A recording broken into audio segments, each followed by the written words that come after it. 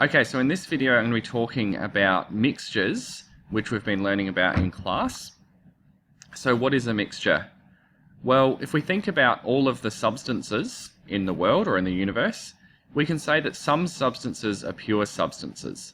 And those are things that can't be divided into anything smaller. So there's just one sort of substance. But other substances are mixtures. And mixtures are actually a combination of pure substances that can be separated out again. Okay, so we can think about pure substances and mixtures. Most substances that we encounter in our lives are going to be mixtures. Okay, there are some pure substances that we encounter, but most things are actually mixtures. Let's have a think about some examples. Well, if we look at pure substances, some examples would be water. Now that would be pure water. Tap water is actually a mixture. It's got some other things in there. Pure water is a pure substance though. Salt is a pure substance. Gold is a pure substance. If we think about mixtures, well, we could have like a hot chocolate. That's a mixture of chocolate and sugar and milk and all sorts of things. Muddy water is a mixture of dirt and bacteria and water and sand and all sorts of things. Or M&Ms, that's a mixture, lots of different things in there. Okay, so pure substances, not so common, but if we start to think about mixtures, we can think of lots and lots of different things. A really important type of mixture that you'll come across in science is a solution. So solutions are just a type of mixture, and they're a gas or a liquid that is mixed together really, really well. So it's very hard to separate solutions, but we will learn how to do that in class. And solutions can have a color, but they're clear, so you can shine a light through them. So for example, like the cordial on the right-hand side, that's clear because you can shine a light through it, but it does have a color, and that is an example of a solution. Now, if we look at solutions, they're actually made up of what we call a solute and a solvent. And the solute is what dissolves into the solvent. So let's have a look at an example that we've done in class before.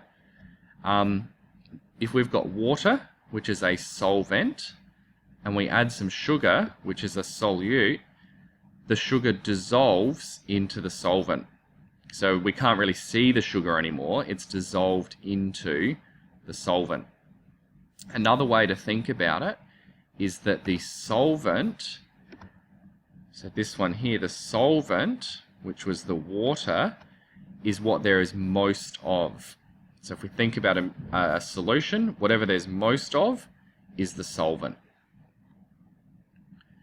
And that's that point there. The solvent makes up most of the solution. For example, a cup of coffee, what is the solute, what is the solvent? Well, the solute will be the coffee, the solvent will be the water. And if we think about a solution and we add more and more solute to it, if we just start with a small amount of solute, we call that dilute, so there's not much solute.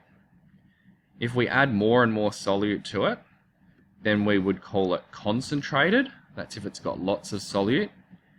And if we add so much solute that some of it comes out on the bottom and it won't dissolve anymore, we call that saturated.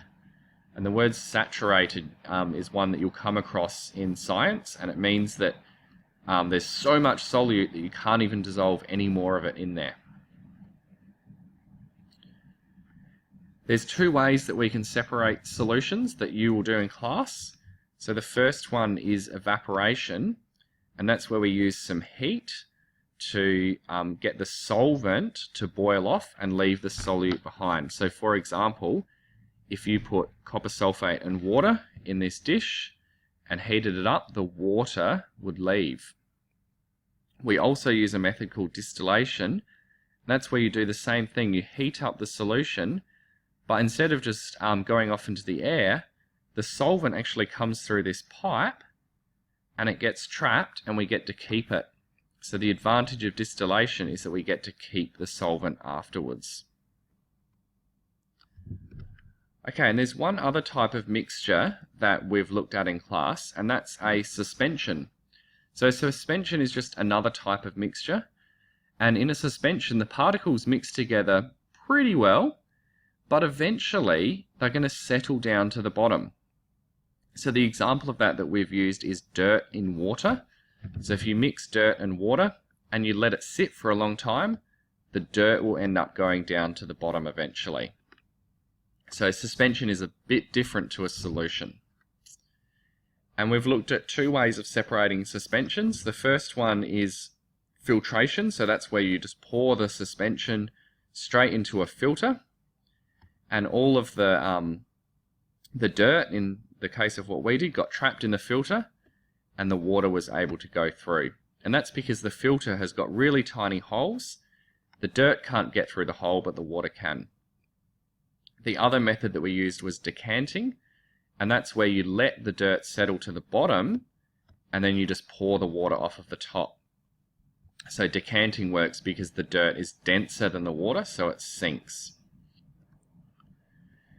And if we look at different types of mixtures, there's a couple of other ways you can separate mixtures.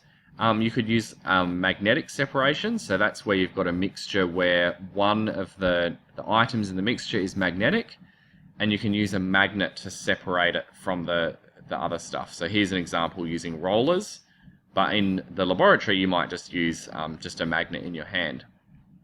Another way is this thing called a centrifuge. Now they often use that for blood, and that's where it spins the solution or the suspension really, really fast, and the substance inside that's heavier actually gets pushed to the outside, because if you spin something, the substances want to move outwards, so the heavier substance actually moves towards the outside. So that's what a centrifuge is. Okay, so that's all for this video. Thank you for watching.